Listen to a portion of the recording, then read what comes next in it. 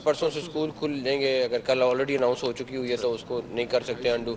दूसरे नंबर पर cellphone service है, वो भी सेलफोन तो चल रहे थे मगर जो नेट वगैरह का मोबाइल सर्विस का था वो वाला सुबह इंशाल्लाह रिस्टोर हो जाएगा। कल तक हम सारा करके रोड इंशाल्लाह सुबह चालू हालत में आपको मिलेगी। पहले संजानी जाने पर राजी हुए, फिर कहा इमरान का फैसला नहीं मानते, डी चौक जाना है। अली अमीन गंडापुर और बुशरा बीबी अभी तक फरार हैं। वफाकी वजीर दाखिला मोहसिन नकवी की डी चौक पर मीडिया से गुफ्तगू। कहा पहले रोज से कह रहा था कि मुज़ाकरात कभी नहीं होंगे, उन्होंने धमकियां देकर और अरबों का नुकसान करके भी देख लिया। उम्मीद है कल नया दिन नई सोच के साथ तुलू होगा। स्कूल परसों से खुल जाएंगे, मोबाइल फोन सर्विस भी बहाल हो जाएगी। मोहसिन नकवी ने कहा ये कितनी बार ऐसा करेंगे, अब बस करें, कुछ कंटेनर्स अभी हटा देंगे, कुछ बाद में हटाएंगे।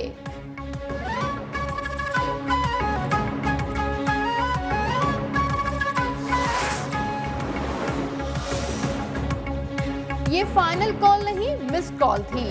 पीटीआई का इस्लामाबाद को टेक ओवर करने का प्लान था। अली अमीन गंडापुर फाइनल कॉल देकर फरार हो गए। अली अमीन का नाम भगोड़ा होना चाहिए। बड़ी तादाद में लोग गिरफ्तार किए गए हैं। वफाकी वजीर इत्तलात अता तारड़ की मीडिया से गुफ्तगू। कहा माजी में लोगों को हिमायत हासिल थी, इसलिए डी चौक पर उन्होंने धरना दिया। अगर उन्होंने फाइनल कॉल दी थी तो फिर ये भागे क्यों हैं? इस्लामाबाद को क्लियर कर दिया गया है, जल्द जुड़वा शहरों के रास्ते भी खोल दिए जाएंगे।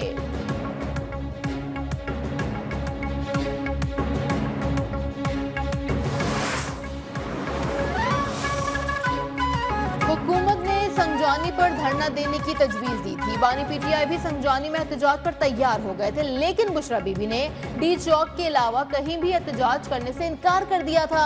खैबर पख्तूनख्वा हुकूमत के तर्जुमान बैरिस्टर सैफ का निजी टीवी को इंटरव्यू। कहा उम्मीद जाहिर है इस मसले का सियासी हल निकलेगा, लेकिन जिनके पास मसले का हल है वो बात ही नहीं करना चाहते। बानी के पास किसी का पैगाम लेकर नहीं जाते, सिर्फ तजावीज लेकर जाते हैं।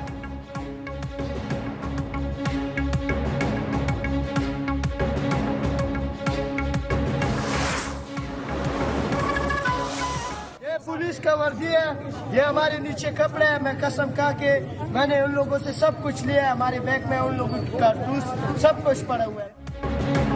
पीटीआई के कारकुनान का पुरतशद्दुद कार्रवाइयों का एतराफ। नाम निहाद एहतजाज के नाम पर पीटीआई कारकुनान की पुरतशद्दुद कार्रवाइयां। पीटीआई कारकुनान ने पुरतशद्दुद कार्रवाइयों का एतराफ भी कर लिया। वीडियो के मुताबिक पीटीआई कारकुनान पुलिस पर हमलों, सरकारी सामान छीनने का भी एतराफ कर रहे हैं।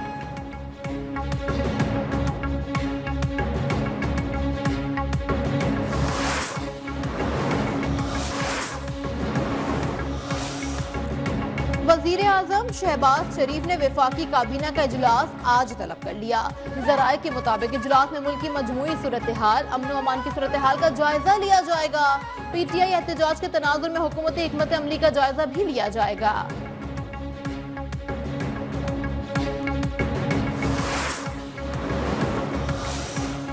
पाकिस्तान और बेलारूस के दरमियान commerce, trade, tourism to defense cooperation and of course other important IT field, how to enhance cooperation between the two countries in this field. Pakistan और बेलारूस के दरमियान ताल्लुकात के नए दौर का आगाज। दोनों मुल्कों के दरमियान 15 मुआहदों और मुफाहमत की यादाश्तों पर दस्तखत किए गए। वजीर आजम शहबाज शरीफ और बेलारूस के सदर की भी तकरीब में शिरकत। वजीर आजम शहबाज शरीफ का मुआहदों पर अमल दरामद यकीनी बनाने का अज़्म। मुश्तरका प्रेस कॉन्फ्रेंस में मसला कश्मीर और फलस्तीन के पुरअमन हल पर जोर दिया।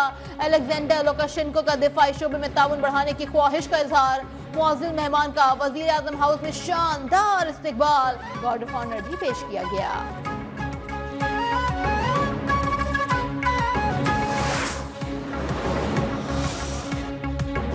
आमिराना दौर में जजेस को याद रखना चाहिए, जजेस की असल ताकत ओहदे पर फाइज रहना नहीं, आज़ादी को कायम रखना है।